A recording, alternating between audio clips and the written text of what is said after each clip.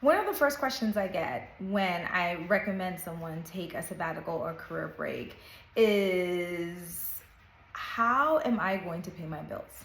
How am I going to eat? How am I going to pay my mortgage or rent? How will I even take care of my family? And immediately the idea, as exciting as it may seem, goes through the window because they can't comprehend how they can continue to survive without working for a set period of time. And I'll be honest with you, I actually had that fear too. I was thinking, I can't do this job anymore, but I need this break, and how will I even afford it? But I will tell you, with proper planning and some innovative ways of doing work, you can too afford a sabbatical. So the first one and the first thing I learned was really figuring out what expenses do I have on a month-to-month basis. And of all of them are still valid. You know, the subscription to this, that, the other, memberships, do I use them, or are they just there because I think I'm going to use them, right? And after eliminating some of that, I came up with a number of how much money do I need to pay bills and live how I currently live now, do I need?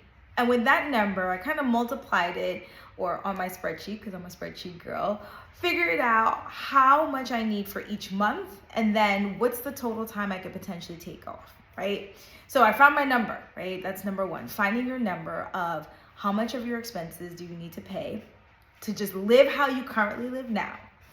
And based off that number, I determined, do I have that in savings? If I do, great. If I don't, how can I create that supplemental income, or is there savings I can start building now in order to create that so that I could take that break, right? And for me, I was able to have some savings and make a plan so that I decided I'd be able to take a 3-month break. And that was really pivotal for me in order to decide how long I would take this break for.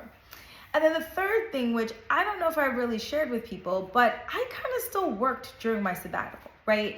Now, it wasn't leadership work or managerial work, and it wasn't clinical work at that time, although those are all feasible options. But I was consulting for a hospital on well-being programming because I love talking about wellness, especially for healthcare providers. So I did just enough of it. It must have been like 4 or 8 hours a week, I think, that I did that actually helped supplement the savings so that I still had some money coming in. And you know, that truly helped actually stretch out my sabbatical longer.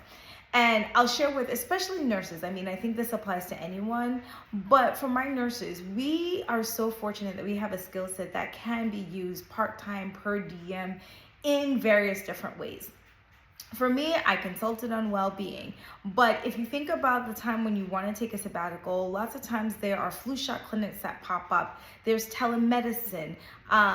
There are places where you can kind of just share your skill set. Maybe at your job, you can do a per diem role for a few months, right? Where maybe you only have to show up once or twice a month while you're taking your sabbatical. And that actually eases your break, right?